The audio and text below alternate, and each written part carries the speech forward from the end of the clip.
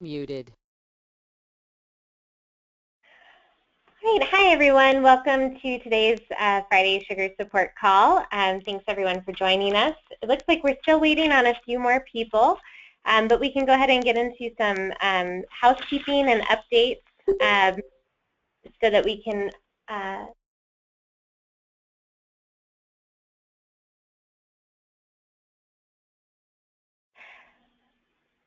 so I wanted to give a couple of updates, and I will send this out in an email to the full sugar list so everybody gets the news. But today is Marianne Ventrello's last official day as the ECLA Director of Finance. However, we will be continuing to work with her, contract with her to ensure a smooth transition for all of the councils involved in the CCAP QI pilot. And to continue supporting more specifically Douglas, La Plata, and Broomfield, who are contracted under ECLA for the CCAP grant. So I really just want to take a moment to thank Marianne for all of her work and time and her generous offer to continue helping out for a few hours a week to help ensure that smooth transition. And thanks, we see some chats that say thank you, Marianne, so thanks so much for that. And of course, she will still be available at the marianne@eclacolorado.org email address. But if you could please send any ECLA-related requests other than the CCAP QI pilot to Liz Houston, that will be really helpful. And we did just send out an introduction email to all CCAP QI pilot participants. Liz Isaacson is actually our senior staff accountant at Denver Early Childhood Council, and will be helping out with the CCAP QI pilot in Marianne's absence. So, so if you could please direct emails to the most appropriate person, or if you're not sure, you can always email support@eclacolorado.org, and we can route that for you as well. So the next update is, of course, that it is budget season. And budget season, you know, we just got a notification from the state that our budgets for next year are due March 25th. And work plans. So it's really going to be a busy couple of weeks, I think, for all of us. So today we thought we could review a workbook template that we put together at the Denver Council to kind of talk through projections and next year budget plans. And I want to do a quick shout out to Stacy Petty, who helped. I sent this over to her because we were kind of exchanging some different templates, and she reviewed it and added a whole bunch of really beautiful colors. So thanks so much for taking a look at that. We'll kind of review it together on the call, and if you all think that this would be a useful resource, we can get it posted up on the support site and get it sent out via email as well. So we really hope that it will help you kind of compare your current requisitions and sugar to your actual approved budget for the Office of Early Childhood, and it will also help to kind of spur the conversation for your future year budgets, and so hopefully that will be a useful tool. After we demo that template, we can discuss some plans for enhancements to the funding stream module so that it can really act as a budget control center for you. Right now, you're really only seeing part of the picture through Sugar. It's very specific to direct quality improvement expenditures and coaching, but you have a whole other part of your budget that is living outside of Sugar. So the enhancements will really help us kind of see the whole picture in one place without a lot of extra data entry, of course.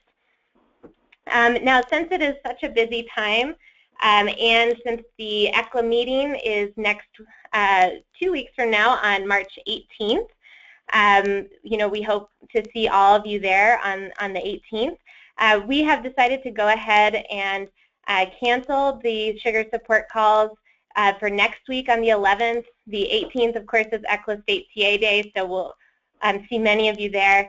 And then the 25th is actually that budget deadline, so we're going to go ahead and cancel the sugar support calls for all 3 of those Fridays and reconvene on April 1st, at which point we'll really focus on talking about the enhancements and demoing that for all of the councils, year-end closeout practices through Sugar, and then also, of course, the 2016-2017 QI application and renewal process. Now that we have a target go live date of May 1st, so that the application and renewal cycle will no longer be over the summer, which really caused a big delay in actual quality improvement spending, and really program services being offered really got pushed back in the year. So the goal is to have everything ready by May 1st. There are several dependencies on that, like finalizing the quality improvement MOUs and rubrics and allocation formulas and all of that information that will primarily be running through the state with some feedback opportunities. So keep your eyes out for that, and like I said, we'll really make that the topic for April 1st. So please invite whomever at your council might be interested in those topics, and I will send out a notice after this call that includes all of this information. So with that, are there any questions about some of these housekeeping issues or any other burning things that you'd really like to discuss on the call today?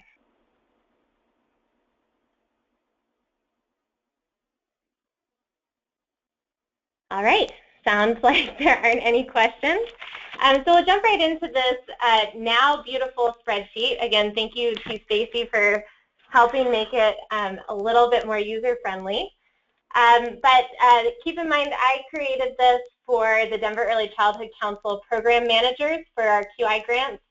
So it's a little bit specific to DECC, but you know, on this call we can actually change some language to make it ready for all councils to use if you want to. You certainly don't have to. It's really just meant to kind of help get all the information into one place so that you can make good informed decisions about your budget modifications through year end and also your future year budgets for the 2016-2017 program year. So this is just saying, you know, the following steps to complete your projections through year end and create your work plan, draft budgets for FY fiscal year 16-17.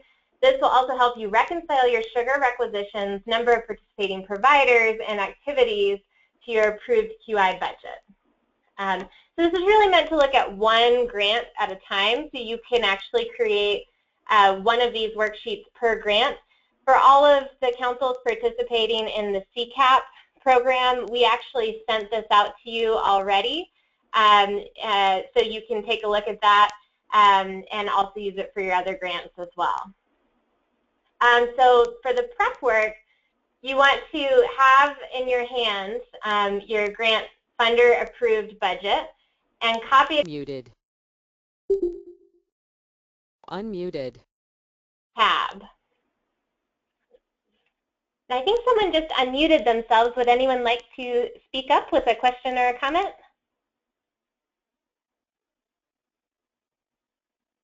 Oh, maybe not. Okay, great. So moving on. So there's this tab here called Current Funder Approved Budget. You really just want to grab your approved budget from the Office of Early Childhood. Use the one that was included in your contract and any budget modifications that you've done since then. So you want to have all of that information readily available in here. And then you want to read your grant's MOU, contract, and scope of work if there is one. Some of our grants didn't really have a specific scope of work, but if you have one, then go ahead and review that so you have it fresh in your mind as you're going through this process. Review the related legislation, if applicable, or national federal grant program guidance. There is an article on the support site that is titled Wondering About Allowable Costs or Grant Objectives. Read the legislation. So this is a really good resource for program managers and, you know, council coordinators, executive directors. They already know all this information, but it's possible that if you have new staff or maybe you haven't reviewed it in a long time, you might want to take a look. IPQA is really nice. It's only about 8 pages. The CCAP pilot is pretty extensive, but you can kind of find the parts that really apply to our quality improvement work. And then there's some resources related to the national federal funding. RTT Early Learning Challenge overview is really helpful, and they've got a whole TA website. So, you know, we've gotten a lot more questions lately on the support desk about, oh, I'm trying to purchase this. Is this allowable? You know, and we're happy to kind of help with that. But I think number one, really allowable costs should be addressed with the state. You know, if there's anything outside of like normal, you know, the regular sort of operating procedures, you really want to check in with your QRIS coordinator, because we as ECLA or, you know, DECC are not authorized really to tell you whether or not it's an allowable expense, except as it relates to the CCAP pilot, because we're administering that. But if you look at the RTT ELC overview, you'll see some ideas of what kinds of expenses they're expecting to see in those grants. So that is really helpful process. Are there any questions on that or comments? Okay, great. All right, so going back over. So step one is really running the assigned requisition QI assets by type, status, and funding. So if you click on the link, it's going to take you right to the report. I can't believe I was not logged into Sugar. That's crazy. I'm always logged into Sugar. So, so here we can actually see the assigned funds and the assigned hours, and see, you know, all the information about that site. There is also another report. I think I have a link for it, but you can always find it by looking here under % requisitions. And there is a report. It's assigned requisitions with balances. Let's see. Requisition by type, status, and funding stream with balances. This is a really good one because you can actually see funds used, funds remaining, hours used, hours, assigned hours, hours remaining. So it just really gives you all the information you're looking for in one spot. What's also important is that you can select the runtime filters. In fact, this one is a little better. So I'm going to go ahead and update this to include both reports. But you want to look at the runtime filters. So it's always nice when you're looking at QI dollars and coaching, don't run them at the same time. Actually run separate reports, because it helps you identify if there's anything a little funny going on, like maybe you have coaching details that are assigned to a QI dollar requisition, for example. So if you did, you would see under hours utilized, you'd see like a negative number of hours here, because these are all QI dollars. In this particular funding stream, we don't have that issue, but I know I've seen that a lot in other instances. And then if you're ready to change, you can just go ahead and select coaching and hit apply, and then you'll see a coaching report down here. Now for the funding stream, you just start by typing in a funding stream name, and you're only going to see the funding streams that you have access to. I have access to all as an administrator, and then you can just tab to select that funding stream. And then for status, for budget purposes, you probably just want to look at approved.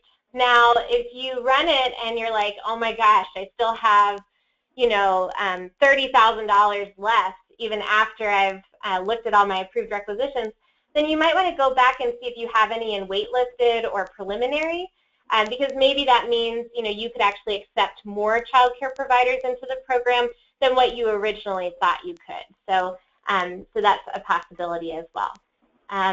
So I think for my spreadsheet, I have ITQA, so we can go ahead and look at ITQA. Oops. ITQA, ECC, and hit apply. And then I've got all my coaching, and I'm seeing, you know, I've got a couple of negative hours here, so I want to rectify that with some, you know, transfers of hours and things like that. So it allows you to really just have a good overview of kind of what's going on in your funding stream. And then to export any report, you just click on the More Actions button, and then you go ahead and go down to Export, and that will download your report. Now in our case, I went ahead and put in a sample. And so I can see down here that my total QI dollars that are assigned is $90,000 for this ITQA grant. Now I know from my OEC approved budget, I have $122,000 that is available in my approved budget. So that means I've got $32,500 that is available that I have not yet obligated. Now 20% of my assigned QI dollars can be used as discretionary. Can anyone tell me what discretionary pooled QI dollars can be used for? Does anyone want to chime in? You can unmute yourself with the top button, or you can type in your answer. What is the purpose of pooled discretionary QI dollars? This is Stacy. Can you hear me? Yes. Hi. Hi. You can use those discretionary funds to provide additional coaching or other dollars if needed. That is wonderful. Thank you so much, Stacy. So Stacy is right on. You can use that money to actually directly benefit providers by providing additional coaching services, trainings, quality improvement dollars for a big purchase that they need based on their quality improvement plan. And so really it just gives you that extra bit of flexibility. And as a reminder from, we had a call a couple weeks ago on requisitions, and really, the 20% discretionary concept came about from year one CCAP QI pilot, where councils really wanted to have more flexibility than just the pure minimum or the pure allocation method that was adopted by the state at that time. And so this was actually a compromise to really give councils that autonomy and discretion to be able to assign additional funds or coaching hours. And so it's a really great tool if you get it updated so that you have that correct amount in sugar, and then you can transfer things, transfer dollars to a provider to purchase, in ITQA, for example, capital improvements are allowed. So maybe they need to get like an egress window so that they can open another infant classroom or something like that. That's a big ticket item. Then you could actually authorize additional funds for that site. Are there any questions or comments on that? Yeah. Sharon, this is Stacy Petty again. I do have a question about that. So one of the things we ran into with those discretionary dollars is that we were using them to do some pre-level 2 outreach. And so those programs didn't have assigned MOU because they weren't at level 2 yet. Right. So I wasn't sure if we should just do the transfer from that pooled requisition where to, because I don't have a requisition for them to transfer it to. Right. That's a really, really great question. So for Race to the Top, we did get special permission from the state to be able to support level 1 sites who are working towards the level 2. And so what I would recommend is that you would actually remove that amount from your discretionary QI bucket and put it into a separate line item on your budget. And then you can, you don't need to track it inside of sugar. Okay, perfect. Thank you. Great. Because a requisition is really only assigned when you have a fully participating provider who has assigned MOU at that time. Okay, great. And then in our case, because I talked to our program manager, we actually need to purchase additional coaching services. So we know that that's going to be an expense that we want to pay for out of these QI dollars. So we went ahead and just put in a note about that. So this is not anything sophisticated. It's really just a quick hit. What's my approved budget? What's my total? How much do I have left? And so actually I think we are going to accept some additional ITQA sites because we have some additional funds that we can use to support those sites. So so that's a learning from doing an exercise like this.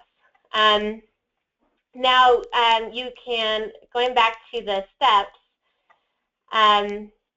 basically, you're linking that approved budget over to your approved budget tab, and then you can calculate the variance. So the questions you want to ask yourself are, Are you over budget? You know, look at your approved budget and see if you have room to complete a budget modification to continue supporting that level of direct QI. So we have had some cases where some councils have said that they've over-obligated their requisitions because they accepted more sites than they were able to actually support based on the minimum allocation. Now, if they are, if you're over budget, you can actually transfer some of those funds out of that, those extra participating sites so that you kind of give everybody a smaller share of your approved budget. You just want to make those adjustments pretty quickly because you don't want providers to think they have more money than they do. Are you under budget? You can use about 20% of your pooled council requisition for the direct benefit of providers. So that, you know, that's another area that you can spend on. And then you're still under budget, review your work plan and scope of work, see what other activities could align well with the grant's objectives. And in our case, we said DECC's overall strategic plan and the early childhood framework. So you really just want to think about what makes sense for this grant, how do I want to do a modified budget request, and then submit that to the state. And in that, if you want to move some dollars from QI, you want to have a really good purpose for those additional QI. Okay, so we did get a question. Should we input those pre-L2 coaching hours in Sugar then? It doesn't seem so since there won't be a requisition to tie it to. So you can actually tie coaching records directly to a pooled requisition. So instead of tying it to their own personal requisition, you can just type in your council's abbreviation, and that will pull up the pooled coaching requisition, and that way you can still book that coaching time under your council requisition. Okay, so now we want to export the coaching report.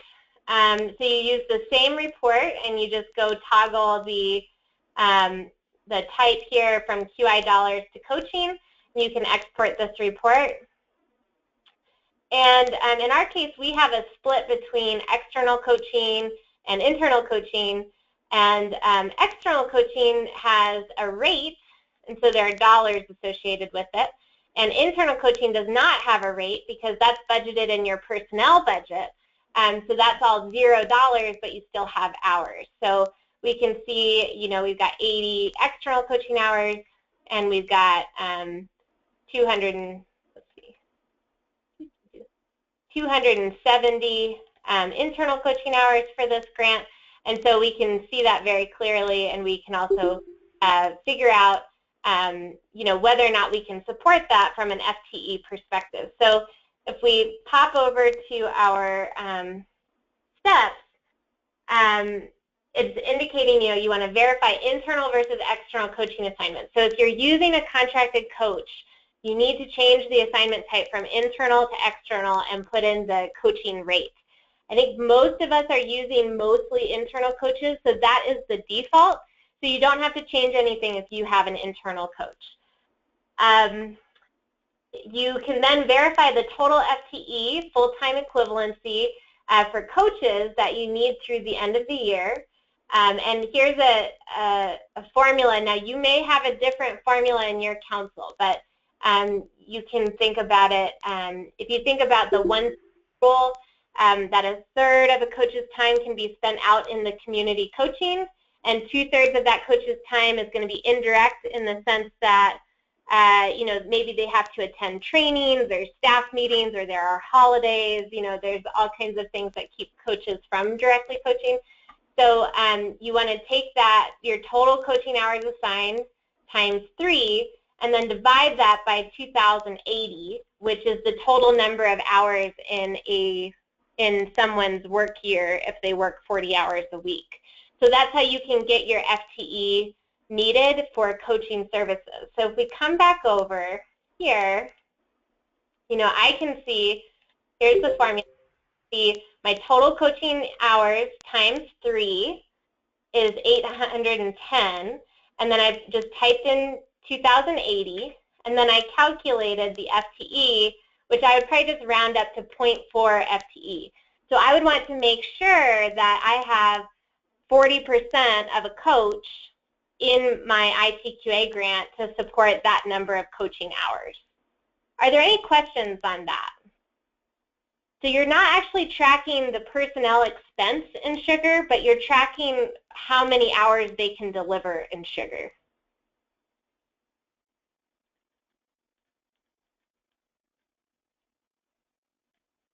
Right. Are we sure there are no questions on coaching and making sure you have the right amount of FTE for the coaching hours? Okay. All right. So coming back over here, what you may also want to do is calculate how many coaching hours should each coach perform through June 15th to complete all coaching hours remaining. So the way you can do that, and I haven't even done this in here, you can just sum up how many coaching hours you have remaining. And you can think about, what is today? Today's March, we can say March, April, May, June. There are 4 months left. So that's 16 weeks, but there's -2 weeks, so we can get to 615. So that's 14 weeks, right? So if so my coach is to perform an average of 14 coaching hours at minimum per week in order to be able to support this number of coaching hours that are remaining, right? So little numbers like that really help coaches, know exactly what their expectations are. So for example, let's say you have a coach and they're going on vacation for spring break for a week. Then, you can actually change this formula to say 13 weeks, and then they've got a really realistic expectation of, I need to be performing at least 15 hours per week. So maybe I'm going to shoot for 20, 25 hours a week, and that way if I have a week where I can't get coaching scheduled or stuff gets canceled or whatever happens, then I know I'm still going to be getting my minimum of 15 hours a week. So that can be really helpful in kind of revealing to coaches what number of coaching hours they really need to be hitting as targets. All right, any questions on that? Okay. All right, so again, for contracted coaches, you want to link to your approved budget under external coaches for the total hours times the coaching rate. So for coaches that are contracted, those should be under your approved budget under contracted services.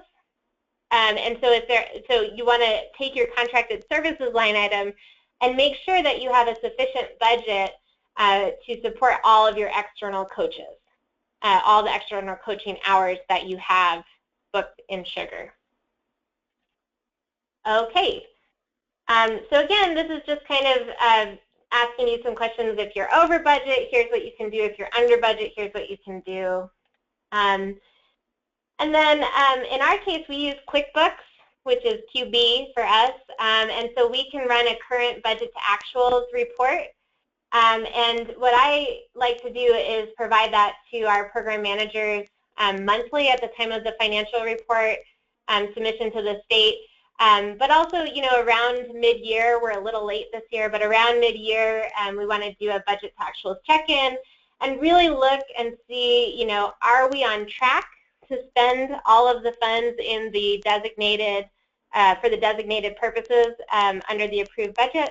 Do we need to do a budget modification? Is one area costing a lot more than we expected? How do we make adjustments to that? And really have a collaborative process around the budget to actuals.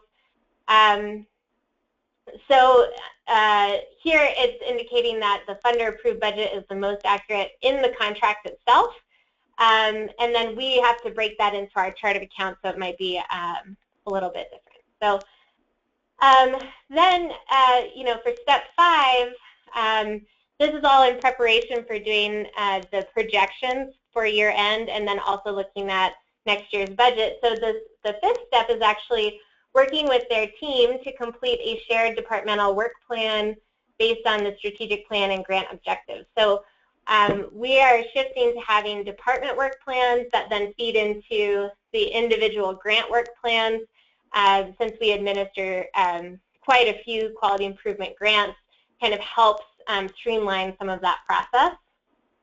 Step 6 is to finish the grant work plan, the specific grant work plan, not the departmental work plan, in preparation for our budget one-on-one meetings, both for the end of this year and for next fiscal year.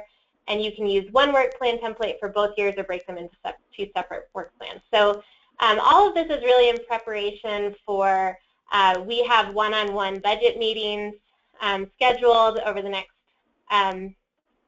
week and a half, and we actually go through the budget with the program managers and really look at everything all together. And then it's really them to take notes, either in the budget to actuals, QI reports, or work plans on major activities and try to ballpark costs or any changes to costs. Write down justification on why you think certain activities fall within the grant objectives, and make sure that your goals are attainable within the given time period. Sometimes if you've got some excess funds, then you kind of, you can easily bite off more than you can chew. You can talk about, oh, I'm going to do all of this before June 15th or June 30th, and then it can be difficult to really make sure that all of those plans are feasible. So you just always want to think about, how much time do I really have? You know, how many coaching hours can I really deliver in a week? That kind of thing.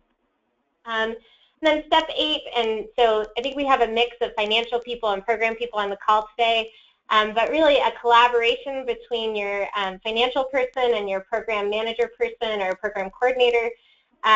You want to have maybe some one-on-one meetings, and the accounting person can provide the budget to actual and projections worksheet. I'm happy to send out a sample of that as well, but really kind of taking our report that's generated on the chart of accounts and breaking that out, you know, condensing that into the approved budget categories, which there are only like 6 approved budget categories in the OEC budgets, so that we can really see, these are my actual costs. Do I think I'm just going to multiply by 5 for the rest of the year, or do I think like this cost is really going to be heavy in the 4th quarter, you know, and really look at all of that all at once.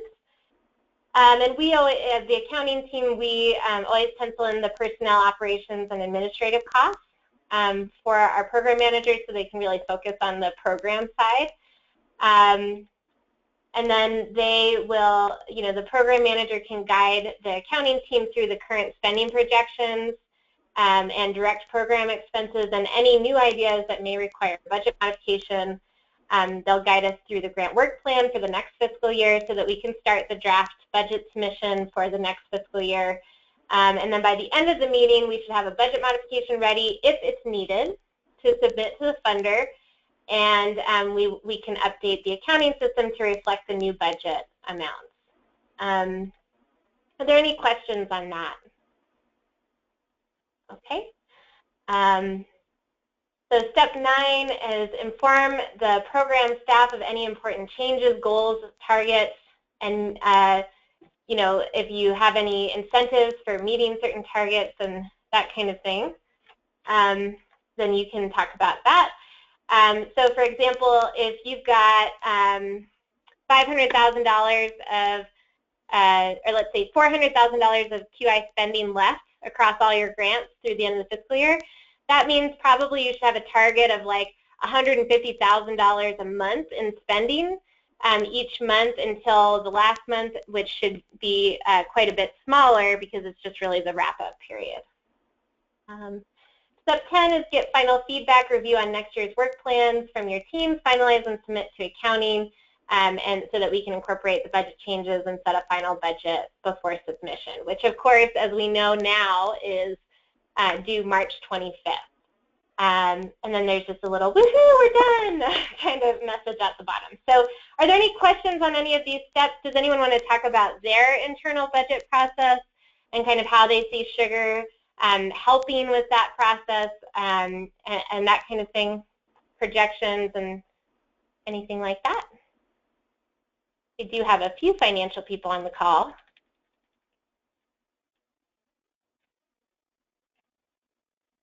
It's a quiet group today. Not many questions.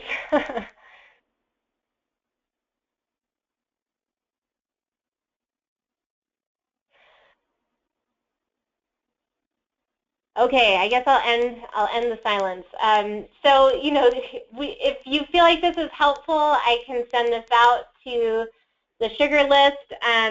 If you think it's like way off base and you know, not useful and not something that you could see your council using, if you could chime in, that would be really helpful. Don't want to send out. Okay, we're getting some please shares. That's good. Okay, great. So I will send this out right after the call, along with a summary of you know, our schedule over the next couple of weeks. And of course, if you have any questions, let us know. You know, because it is budget season, I personally am booked for 24 hours worth of budget meetings in the next 2 weeks. So I would love to schedule more calls to talk individually with each of you on any questions you have around funding stream, requisitions, and kind of the budgeting side of things. But my availability is pretty limited over the next couple of weeks. I have been able to talk with quite a few councils, and it's been really helpful, you know, just getting on the phone and being able to ask your questions really directly, and we can go through it together, has been really, really, really helpful. So, you know, if you'd like to do that, let me know. I think I have a couple of requests outstanding right now, and I will do my best to make that work. With Marianne's transition as well, you know, we're going to be a little bit crunched for staff time, but you know, we want to make sure that you still feel really supported through this process. So, great. All right. Any other questions, comments about budgeting, requisitions, anything like that? If not, you know, we can open it up to general questions, and if we don't have a lot of general questions, I think we're all really busy, so we can end the call a little bit early.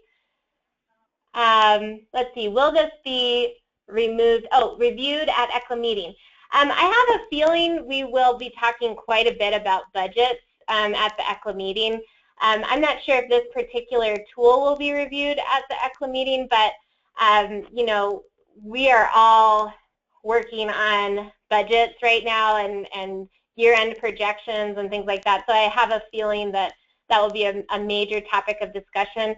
I know for the ECLA State TA Day, I actually personally requested that one of the topics that the finance team talks about from CDHS is really around the difference between cash basis of accounting, modified accrual, and accrual accounting for purposes of submitting reimbursement requests, because it has a significant impact on what you record as the invoice date in Sugar and how that reconciles with the financial report that you are submitting to the state.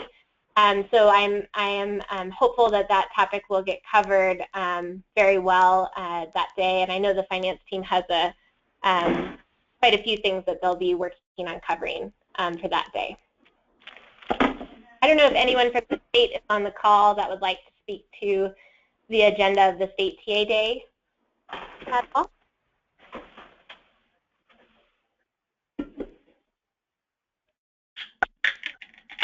No, not at this time. Okay, great. Thanks.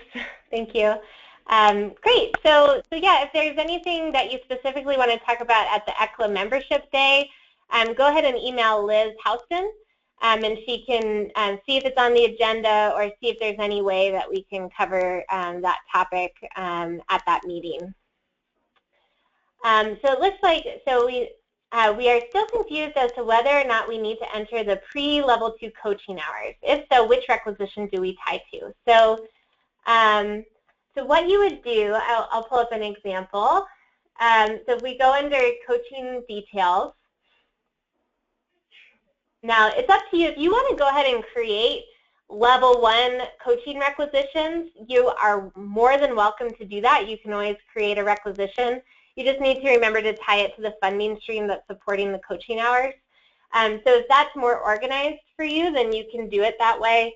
So that's fine.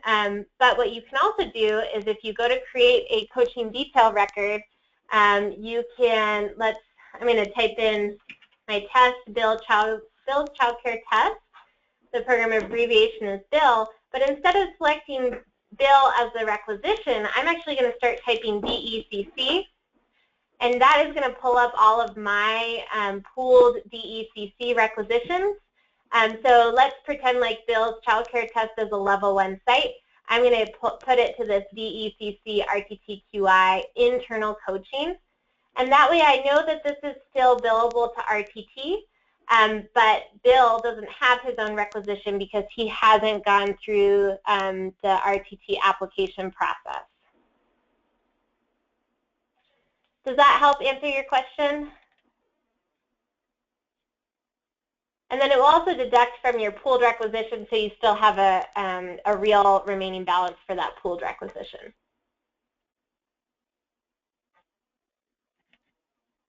All right, hopefully that answered the question. Are there, okay, thanks, great. Are there any other questions that we want to review? I guess we did send out a big, oh, that's not it. We did send out a big email with lots of reports. So if you haven't had a chance yet to look at those, they're really interesting. CDHSQI reports. Now remember, we're posting all of the announcements from OEC or emails to the sugar.list email here in the ECLA announcements.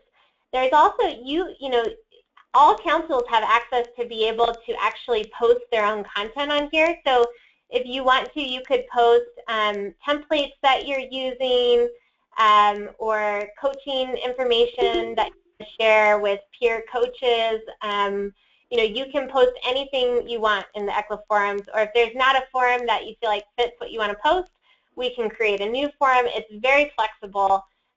So please, you know, be brave and post something on there. It will make for a more interesting peer conversation through that process. We have been updating a lot of additional QI spending and approval little FAQs here. So I'd encourage you, if you haven't looked in a while, to just kind of check it out. We also have all the workflow email templates because we got a lot of questions about that. So, so yeah, please check out that site. But the reports, they're all actually listed as links, so you can actually go check out the report for your particular council. But in addition to that, they are actually included as attachments. So we can see, I just picked a random one here. We can see, you know, in Race to the Top, there are 16,000 hours, coaching hours, that are allocated to sites for this fiscal year. That is amazing. You know, that is a huge number. And you can see by each of the councils what those coaching hours are comprised of, and then you can also even see the detail here. So the state did request some of these reports for their annual performance report to the federal government. So we wanted to make sure that everybody was seeing what has been sent to the state. What's also really cool is that we have actually performed as a group of councils, we've performed almost 9,300 coaching hours as of the date of this report. So probably closer to 9,500 coaching hours this year, which is an astounding number. So, you know, it's really cool to be able to look at, you know, we've completed 730 QRAS coaching assessments. You know, it's nice to be able to see all of that information aggregated, so we can really talk about what we are doing as a cohort, a group of councils. All right, so if there are any questions about the reports, the support site, anything else that you want to cover, you know, we have about 14 minutes left. We can demo anything that you'd like to go through.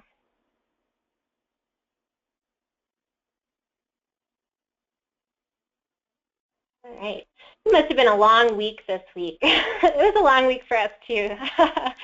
So if we don't have any questions, we can actually wrap up a little bit early today if that works well for everyone.